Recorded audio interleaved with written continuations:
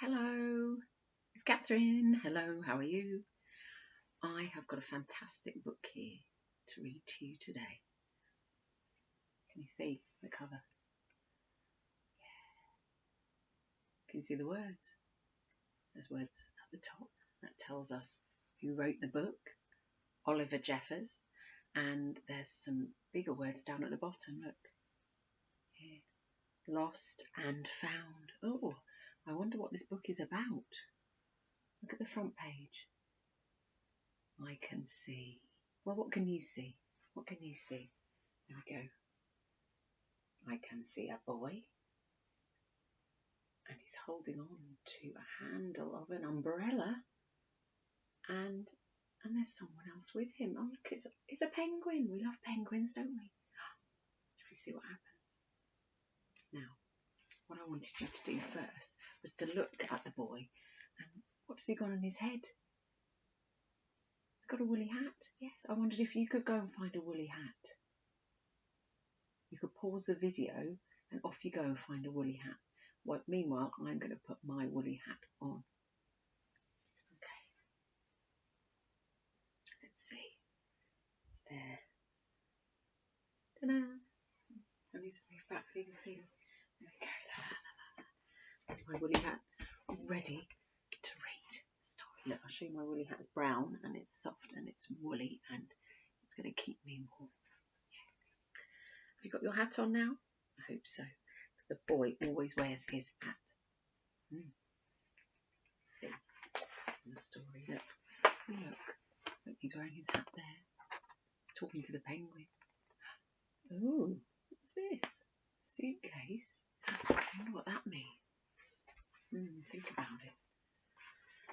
Let's have a look. Lost and Found. I'll show you the pictures first.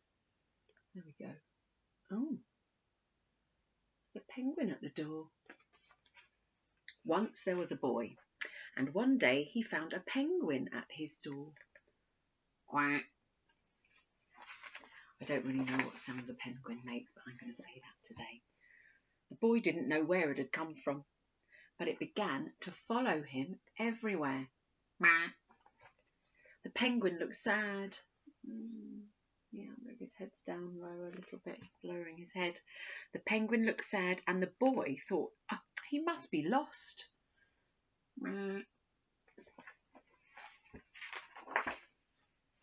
So, the boy decided to help the penguin to find his way home.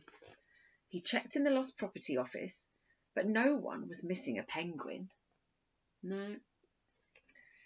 He asked the birds if they knew where the penguin came from, but they ignored him. Birds are like that sometimes.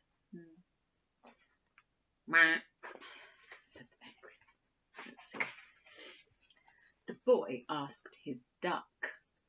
His ducky in the bath. Have you got a duck in the bath? But the duck floated away. He didn't know. That night, the boy couldn't sleep for disappointment. He wanted to help the penguin, but he didn't know how. Oh dear. It's a problem, isn't it? The next morning, he discovered that penguins came from the South Pole. But how could he get there? He ran down to the harbour and asked a big ship to take them to the South Pole. Hello! Hello! But his voice was much too small to be heard over the ship's horn. He tried shouting up, look how huge that ship is. He's really tried to help. So, together, he and the penguin would row to the South Pole. The boy took his rowboat out of the cupboard and they tested it for size and strength. Look, they're measuring and they're tapping away with their hammers. They packed everything they would need. I wonder what you'd need to go to the South Pole. Definitely a woolly hat. And together they pushed the rowing boat out to sea. Can you make that sea noise?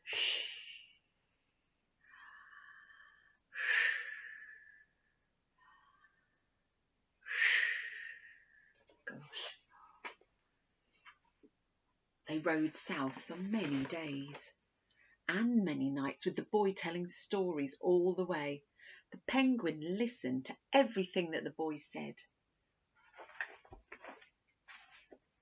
They floated through good weather and through bad, when the waves were as big as mountains.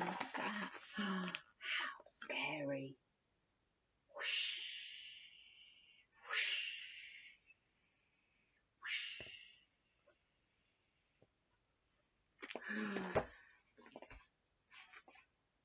Until they came to the South Pole. The boy was delighted, but the penguin said nothing. Suddenly it looked sad again as the boy helped it out of the boat. Come on, you're back home.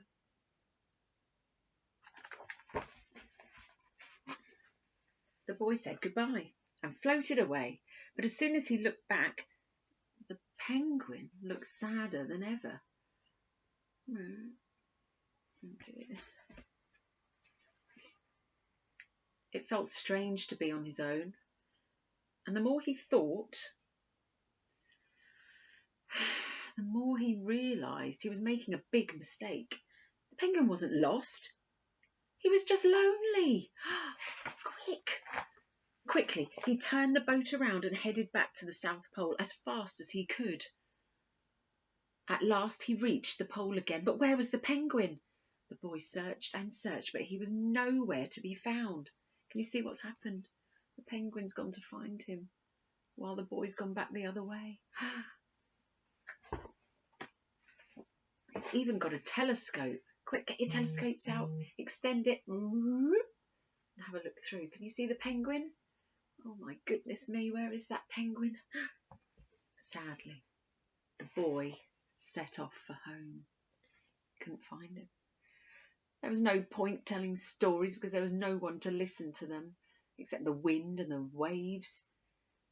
But then the boy saw something in the water ahead of him. It got closer and closer. You see, it's a tiny dot on the horizon. As he got closer, he could see it was the penguin. Yes. Oh, that's my favourite picture. Look. They gave each other a big hug. And so the boy and his friend went home together, talking of wonderful things on the way. Oh, I wonder what they talked about. I think they talked about food. I think they talked about toys. I wonder what they talked about on the way home. What do you think? Wow, it's a lovely, lovely story.